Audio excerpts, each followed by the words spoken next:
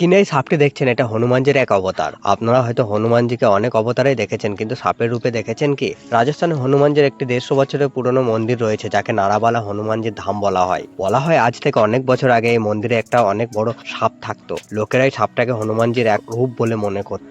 এই সাপটা অনেকেই দেখেছেন, আর এটা মনে করা হয় ওই সাপটি এখনো এই মন্দিরে রয়েছে।